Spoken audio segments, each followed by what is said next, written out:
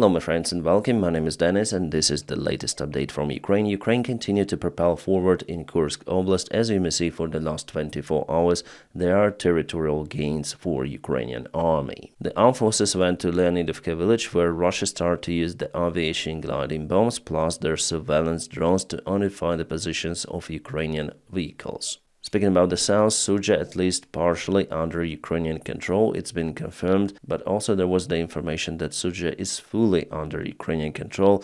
Most of the information, guys, is coming from the Russian military bloggers, unfortunately, so Ukraine is very calm about that event. No any official information is coming, so there is a huge fog of war. The data we obtain is mostly from the Russian groups, and sometimes they show the videos, for example, how they use Lancet drones against Ukrainian vehicles. That's why we may say that, for example, they use Lancets against Ukrainian vehicles in this place. It means that Ukraine moved there, but it is really hard to say because Ukraine might use small sabotage groups deep inside the Russian territory. But what we know that Russia sends more reinforcements, for example, to Sudzha area. They want to retake the city under their control, and they start to form those big convoys as usual Russian army does, and sometimes the convoys like that just get ambushed.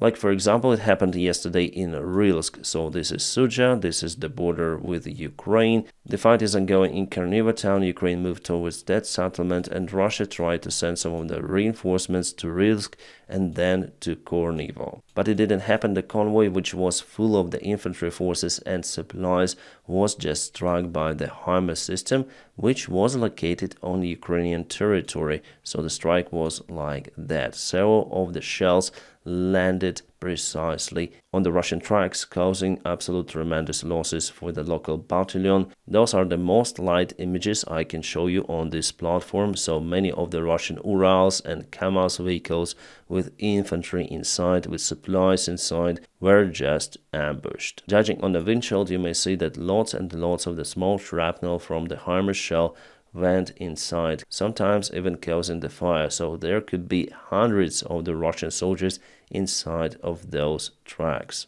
And it is just the part of the convoy. There were many of the vehicles there. The full video of this convoy and how it was ambushed, I mean the drone video of the actual kaboom, are available on my Telegram channel. You may check it out just in the video description below. Sorry guys, I just can't publish lots of the stuff on YouTube because of the platform restrictions. Well, maybe this Russian convoy was just punished by Ukraine for not following the simple traffic rules. What is interesting about the case that Russians are trying to blame someone who filmed the convoy after it was ambushed. And just randomly, occasionally, some of the Russian Z bloggers blame their military command, because the vehicles were fully equipped and were stationary at the same place for a very long time. Yes, it was during the night time, but Ukraine has the drones, surveillance drones with thermal cameras, so for HIMARS it was a very easy task to kaboom everything out there, and it could be one of the biggest Russian single losses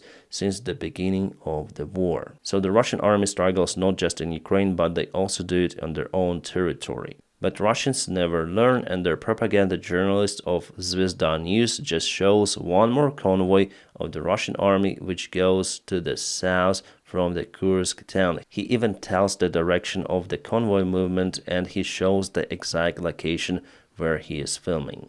And you may say that it is not the Russian flag, but guys, it's the flag of Bashkortostan, which is the part of the Russian Federation. And here you may see again MTLB with some sort of the cannon on the top. It is not the perfect weapon to be used against the Ukrainian army. MTLB has the weak armor, so you see that Russia sends what they have really in the region. They definitely weren't prepared for the Ukrainian strike towards Kursk. And again, Zvezda News provides Ukraine with more data of the movement of the Russian armored vehicles. Obviously, Ukrainian intelligence will identify their position, the geolocation and the direction of this convoy movement. My friends, if you like the daily job that I do here on the YouTube channel, you may also consider supporting me on Patreon. My Patreon page is available in the video description just below. Thank you so much for your kind support and your motivation. Then YouTube cancels monetization. Alright. Alright guys, it seems like we have some of the breaking news. Ukraine started one more attack operation. It is happening south from Sudzha in Plehovo, so Ukraine already crossed the border, attacking from the south. Now the situation looks like that. Sudzha is partially taken, as I told you, or maybe fully taken by Ukraine, so Ukraine maybe try to use one more vector to advance maybe to the north. The problem with advancement towards Plehovo is that there is the river, which is the natural obstacle. So maybe yes, it's better to go to Plehovo and use, for example, this bridge for crossing, or it is better to advance towards the Borky village, and here there is the highway across this river. On the other hand, this natural obstacle plays a good role for defense. So if Ukraine, for example, takes Plehovo, Borky, Spalne under control and cut the bridge in Borky, for Russia it will be a mess trying to attack this area from the north. The only way for them will be from this place, which is just very narrow. They will be jammed between the river and the Ukrainian border. And there Ukraine might put artillery to cancel this Russian movement. So potentially it could be a long-term holding area for Ukraine. And you know guys, in general I see that the pace of the Ukrainian advancement slows down for the third day. Still, Ukraine has just a limited amount of the forces it is ready to use in Kursk region. I believe around 2,000 army men are used there, and after all it's better not to get into the trap by extending the supply lines very long. It was a big mistake done by the Russian army when they advanced towards Kiev, for example. So the more extended supply lines you have, the more protection you should apply for them by capturing more and more territories and expanding the bridgeheads sideways. It's the golden rule, it works absolutely everywhere. So Ukraine understands that it is quite limited. It understands that Russia may use their forces, reinforcements and aviation. That's why Ukraine started to dig down into the ground. It is happening in all of those villages which Ukraine were able to get under control. Soldiers, sometimes with the help of the engineering equipment, just dig down the trenches. Also, so-called Surovikin line right at the border and a little further is used now by Ukrainian army for the defense purposes. Why is it so-called Surovikin line? Because Surovikin, then he was in charge of this so-called special military operation. He ordered to build those lines in Kursk, Bryansk and Belgorod Oblast, so Russia wasted lots of the funds for it, but Ukraine broke through the Russian defense. Russia failed here because they used conscripts and TikTok battalion to protect their border. They thought it would be enough. The most capable Russian forces are now fighting in Ukraine, like paratroopers, marines and special forces. I'm not saying that only those are fighting in Ukraine. No, they're also Russian ex-prisoners and basically everyone, but the Russian border was controlled by incapable forces, basically the soldiers who don't know how to fight, conscripts and Ahmad clowns. So now those defense lines will be used against the Russian army. Ukraine already modernizes those to withstand against the Russian counterstrikes. And according to the latest reports, yes, Russia launched the counterstrike. One of the counterstrikes goes to the Sudzha direction, the other one towards Leonidivka. But so far, Russia is not successful in kicking Ukrainian army out from the place. According to the Washington Post, based on the current picture, they analyze and the task for Ukrainian army to dig down the trenches and so on. The return of the Russian territories might take 1 year at least for the Russian army. They say that the main idea for Ukraine is to exchange those territories in the future negotiations with Russia for Ukrainian territories. So after all, I think that Ukraine is unable to reach Kurchatov nuclear power plant. It's just too far away from the border. But Ukrainian army was spotted 30 kilometers to the south from this facility. And Russia actually started to evacuate the personnel of the facility, at least partially. They left only minimum number of the personnel required for the station to operate. Russia also was building some of the new facilities in the place, and they've decided to evacuate all of the builders. So it seems like this big jump towards Kurchatov, towards Rilsk and the Ukrainian border, taking all of this part from Russia will not happen, unfortunately. But maybe it wasn't really the task of Ukrainian army. For this, you need really more people, more forces. Maybe it was just my personal positive estimate of this event. It's the best case scenario. Now Ukraine moved to Convoy, to Ruzzian, and there are some of the sabotage groups going further across the roads. The Russian Defense Ministry shows their tanks in action in Kursk Oblast. They say that those tanks were delivered to destroy the mobile groups of Ukrainian army. Well, those are ancient T-62 tanks.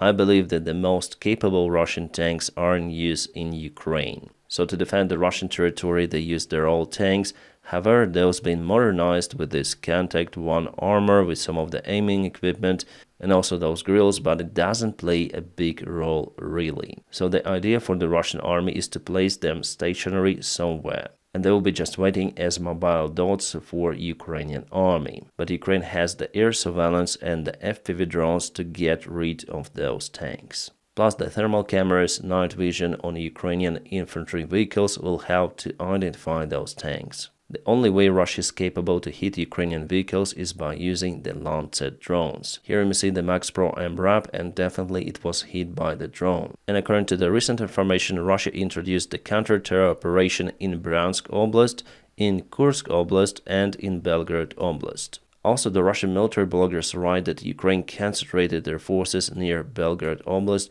and they might go on the same offensive action, plus maybe in Bryansk. That's why Russia is very concerned about it, but they can do nothing at this particular point. Yes, they sent reinforcements, and very soon the Ukrainian offensive in Kursk Oblast will be stopped, yes, because of the limited resources, but the military objective of Ukraine will be accomplished. Ukraine already took more ground than Russia in the northern part of the Kharkiv region. Russia managed to do it in a matter of 10 days, I think, but Ukraine did it just in a couple of days. The Russian Defense Ministry really failed their job, and now Putin wants to transfer the responsibility for the operation towards FSB. For this reason, basically, the counter-terror operation was announced in all of those oblasts to put the FSB generals in charge of the operation. And here's one of the latest maps that I was able to find in internet. So Russia definitely tries to perform the counterattacks in many of the places. And allegedly now Ukraine goes on assault from this place. Guys, what I like about this operation the most, it's not just the advancement of Ukrainian army deep into the Russian territory. It is basically the ability to conduct those operations for Ukraine secretly from Russia. Because obviously the Russian intelligence is not stupid. They have their agents also in Ukraine, in Western intelligence services too. But somehow the Russian army was caught off guard. Ukraine gathered their forces right at the border, and actually FSB warned the Russian army that probably there's gonna be a strike, but the Russian army did absolutely nothing about the case. Also, I'm sure that our Western allies knew about Ukrainian plans, and the information didn't leak from their side as well, which is awesome. The second thing, that this operation opens new perspectives for Ukrainian army, because one more Putin's red line was crossed. Before, the attacks on the Russian territory were conducted by the Russian Volunteer Corps and the Legion of Freedom, which are so-called Russian opposition forces. Yeah, obviously those were supported by Ukraine, but the operations were conducted under their flag. Here, regular Ukrainian army goes and takes the territory of the nuclear country, Russian Federation. It would be absolutely unimaginable even a year ago. But now we have this reality, and Putin doesn't know what to do, really. He looked very sad on his last meeting dedicated to the events happening in the Kursk Oblast, and even his Botox went down a little and makeup didn't help. It is understandable that he wasn't sleeping good that night and probably was crying, together with Ahmad Battalion probably. Ukraine continued to use the drone boats in the Black Sea. However, those are now less effective because Russia uses their helicopters to hit the Ukrainian drones, so obviously some of the small portable manpads should be installed on the drones to successfully hit the Russian helicopters. But I guess it will be very hard to hit the Russian helicopter from the drone boat. Nevertheless, I think that it is possible. So one of the drones went to some sort of the port and it hit the small boat of the Russian army. That's it. Russia keeps their big ships in the port of Sevastopol, but mostly they send their Black Sea Marine fleet to Novorossiysk port. Because of that, for now, Ukraine doesn't have the big targets to hit, unfortunately. About the yesterday's strike on the Russian military airfield in Lipetsk, the airfield name is Lipetsk 2. Well, guys, finally I was able to find the Russian ammunition depot. It's located over here, further away from the airfield, just in case of detonation for it not to strike the Russian aircraft. So it's the safety measure. So this is the facility. The image was taken around 1 month ago. There are many of the shells, and it is today. You may see that it is completely gone. There are no more Russian munitions in that particular airfield. It means that the entire airfield is unable to operate because they're in lack of munition. While they're still able to fly their jets for the air shows, but the combat missions, no, those are impossible to perform without munition. So the Lipetsk and Morozovsk airfields are no-go, and it will help Ukraine to defend its territory, and also it will help Ukraine in Kursk Oblast, because Russia will use less of the gliding bombs. Also, there was the information with the video evidence that the Russian training ground was harmless on the south.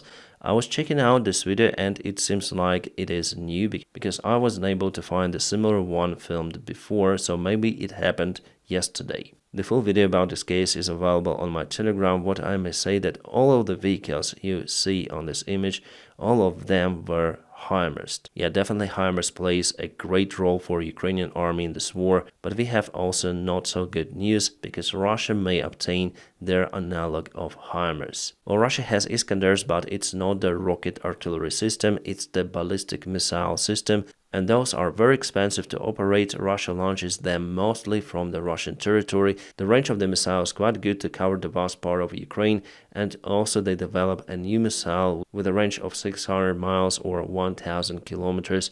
Potentially it might cover all of the Ukraine. So Russia wants to obtain the Iranian-made rocket artillery systems Fateh 360. It is more or less light construction. You can see the chassis of the simple truck over here, and the range will be enough for Russia to operate with the system on Ukrainian territory, targeting Ukrainian positions. You may say that it's some sort of the cheap analog of HIMARS with less precise missiles, but still it is precise system. Why we know that Russia could obtain those systems in the nearby future? Because the Russian soldiers are now ongoing the training to operate those systems. Yes, the information about that leaked to the press, so probably they already negotiated the supplyment of those systems to Russia. Well, I guess that those systems could be potentially intercepted in the Red Sea on their way to Russia, but those small systems also could be delivered to Russia with the help of the cargo airplanes like Ilyushin 76. Alright guys, we have the breaking news that the Ukrainian army together with Georgian Legion went to the porous village of Belgorod Oblast.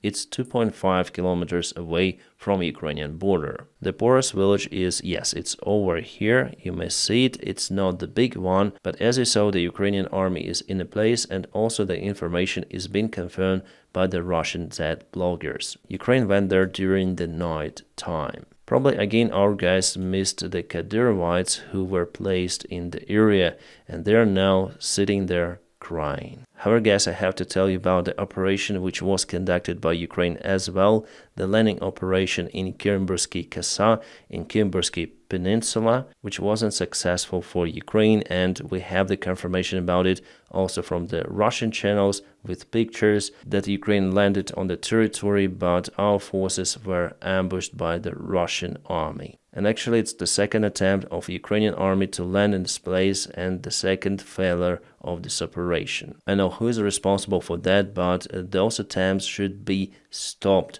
Before, the Russian forces should be ambushed by artillery from our shore or by HIMARS and everything, and only after that Ukraine should conduct some sort of the landing operations. Just sending our guys there for nothing, for them just to lose their lives is the no-go operation. So obviously it was a mistake by Ukrainian command to conduct this operation. I believe it happened like 2 weeks ago, and it was even bigger mistake to conduct it today. I think that Ukraine wants to take this area under control to give the free way for Ukrainian ships to Mykolaiv port, because Russia controls this part of the bay and they may hit actually Ukrainian ships. And also it seems like Russia started to install some of the radars in this place. Well, hopefully there will be no useless attacks from Ukrainian side just for nothing. Right guys, if we are here on the map, let's review the recent update. For example, in the major direction of Pokrovsk, it was yesterday and it is today. So in Zhelanya, it seems like after all Russia wasn't able to advance to this place. However, they moved towards north. So yesterday and today, clearly Russia is touching now Hordivka village. Also in New York, Russia was stopped in the city itself, but they've decided to go sideways towards those villages. Probably they want to cut the supplement road and later on go to this town from the southwest. And just a small update in Krasnohorivka yesterday and today. Yes, Russia took this settlement fully under their control and their next step is go to Kurakhove, but first of all they need to figure out what to do in the Kursk Oblast. Unlike the other military map sources, the deep state military map doesn't give the detailed information of what is happening in Kursk, so it remains silent, mostly the same as military and political officials in Ukraine. Well, anyways, my friends, I'm gonna keep you updated on situation in Ukraine and now in Russia. Now, please don't forget to press your huge like to this video. By doing so, you help me a lot. And as usual, I wish you all a peaceful sky wherever you are and have a great time.